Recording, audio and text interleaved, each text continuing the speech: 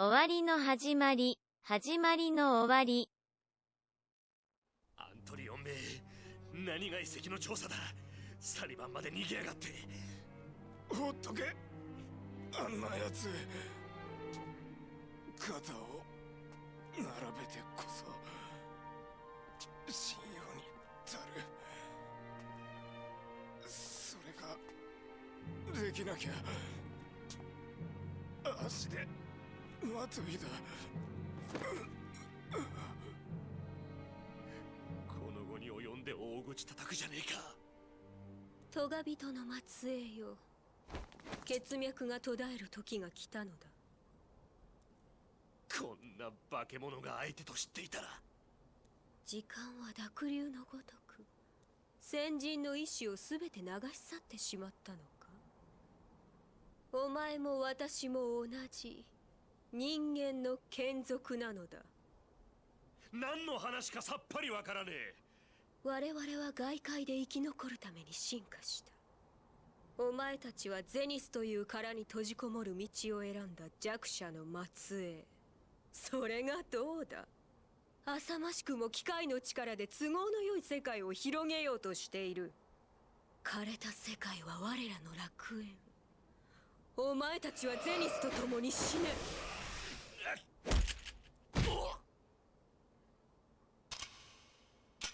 あの時俺は死んだはずだった。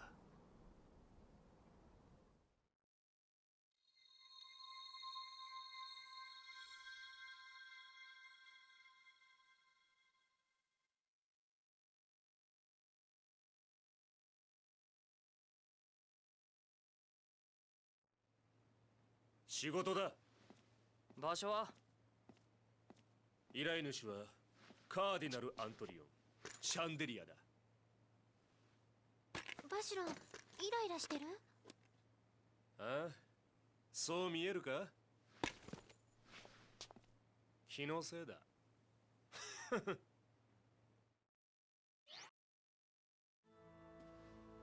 直接指名していただけるとは光栄ですな。しかし知の探求者と称されるアントリオン殿のお役に立てるとはとても思えません。ならば来る前に断ればよかろう。どんだけ老いぼれたか見てやろうと思ってね。それに自分のお天に再び触れようとしているそうじゃないか。ビクトーと多くの兵を失ったあれは確かに横天だな。何も報われずロエンには冷遇されとるよ。しかしだからこそ今がある。ポジティブに生きるには年を取りすぎだぜ。神が起こした奇跡、命を絶つほどの力が働いたにもかかわらず生き延びた人間の存在、そこには必ず不可思議な刻印が残されている。わしはそれを聖国と名付けた。お主も見たことがあろう。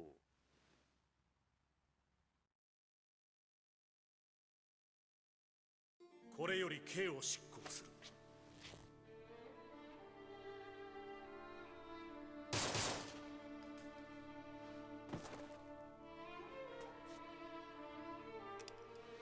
わざと外したのか？その判断はあんたの役目だろう。俺はあんたが見ている前でターゲットの口に銃を押し込み、脳幹に向けて2回撃った。だが現実にこいつは死んでいない。それを検視官たるあんたがどう判断するかだ。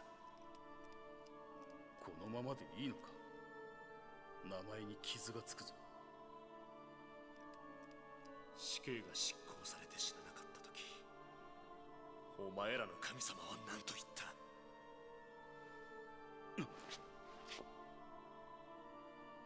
おお、神よ。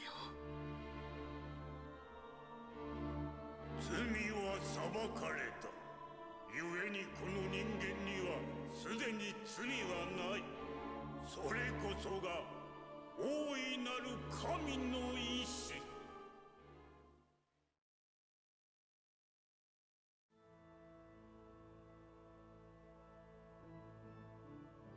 どういうわけか、君は奇跡と縁が深い。そして奇跡の体現者でもある。何の話だ？調査部隊唯一の生き残り。あれはビクトーや仲間が犠牲になったからであって。征告はなかったと？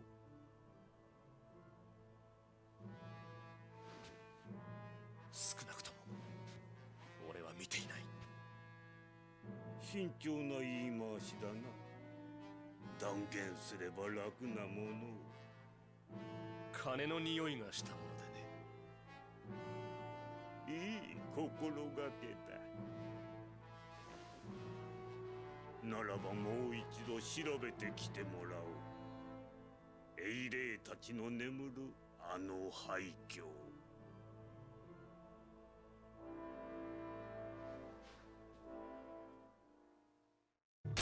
どこにあんだよ聖国ってのは。なんか思い出せそうなんだが。風化したり崩れたりしたらどうすんのさ。いいんだよ、ないことが証明できればな。一網打尽にしてさっさと進もうぜ。私も負けないよ。まだ無理だろ。こんなところに聖国とやらがあるわけ。正直思い当たる節はないんだが、しらみつぶしに当たってみるしかないな。思い出した。何？リーンベルと一緒にタワーから落ちた時、地面に不思議な模様が現れた。それは本当なのか？気がする。よく覚えてないな。ここはバシロにとって辛い思い出の多い場所なんだね。まあ確かにな。だが思い出すとイラッとすることも多いな。イラッと？どういうこと？むしろそっちが思い出したくねえぜ。あん時の化け物に比べたら楽なもんだぜ。ビクト、手ぶらじゃ帰れそうにないが。これはもしかして聖国？へのへの。これは誰かの落書きだな。これ俺こそ聖国なんじゃねえの？銭州参上。銭ってお金のこと？これは誰かのつまらんネタだな。ここにも何も見当たらないね。ジジイの執念、岩をも砕くってか？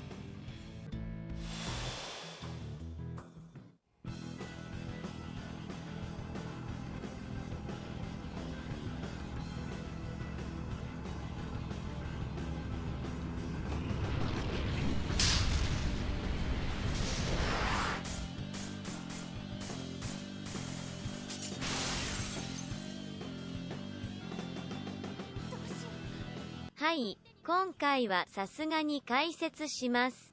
というのも、今回のボスは、追撃でゴリ押すことができないので、リーンベルを餌に、あのデカブツをぶっ潰します。見てください。なんという破壊力でしょう。まあつまりこういうことなんです。早い話、今後こういった遮蔽物は、ただの飾りです。いやらしい貴様にはちょうどよいわ。まずやるべきことは、ボスの配下であるギアの撃破。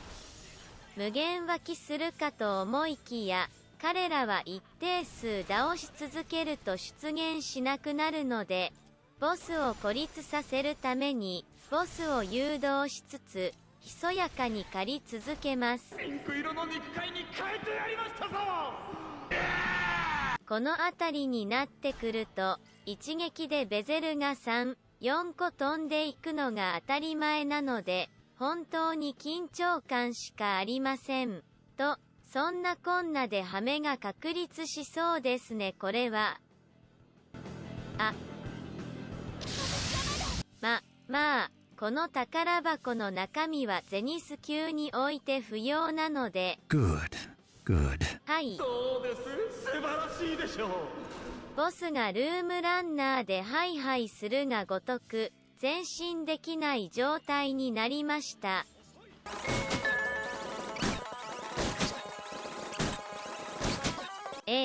いやしかしまあ本当にボスが硬いのでかなり時間がかかりますよって。まだ生きてたの。気持ちが悪いのだ。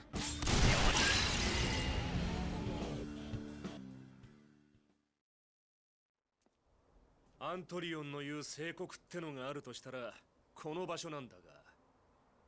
なんにもないね。無駄足かよ。本当にここなんだろうな。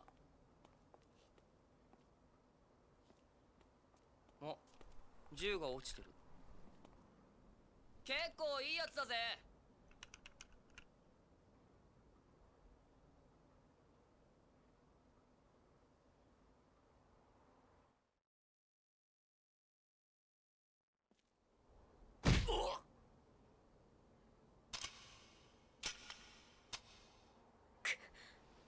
これは驚きだ。ゼニスの騎士は健在か。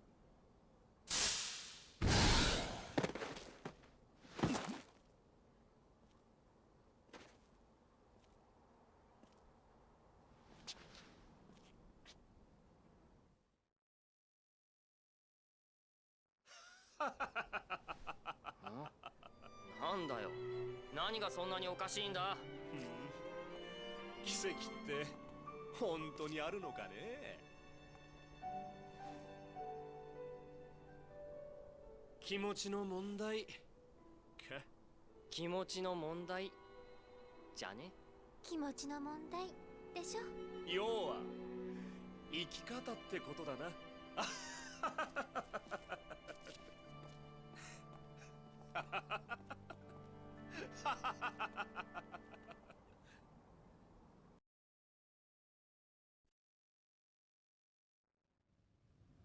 教皇が死んでから君は人が変わったな。あれから20年以上経っているのです。人は変わるものでしょ昔の君はもっと情熱的だった。ある時から急に感情は心の奥底に引きこもり、理想の未来を理論で語るようになった。時間が私を変えたことにしてはもらえないのですか。君はわしを煙たがっているようだが、わしは君を心配しているのだ。理論で人を説き伏せてもそこに求心力はない。多くの民衆は感情で動くものなのだ。感情で世界は構築できません。我々は信仰と科学を両立させる必要があるのです。ならば人々に面と向かって言えるのか。神はツールであると。そんな考え方にわしは同意できんぞ。今のままで良いのです。私も含めて。人々は夢を見ていればいい。夢を現実にするのが我々の使命。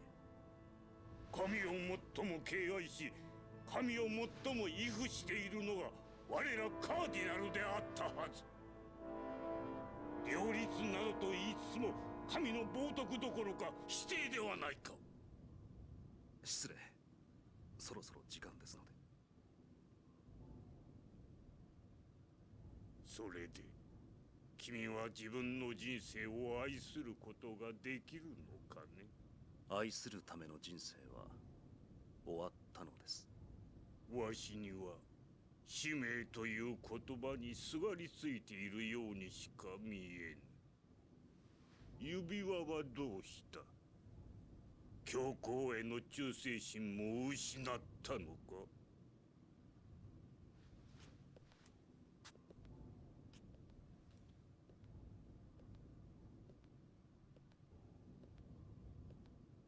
理想を理論で違いますよ。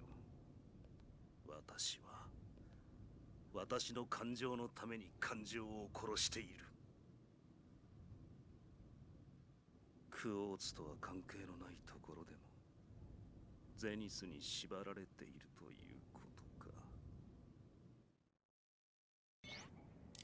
何があったのかしら。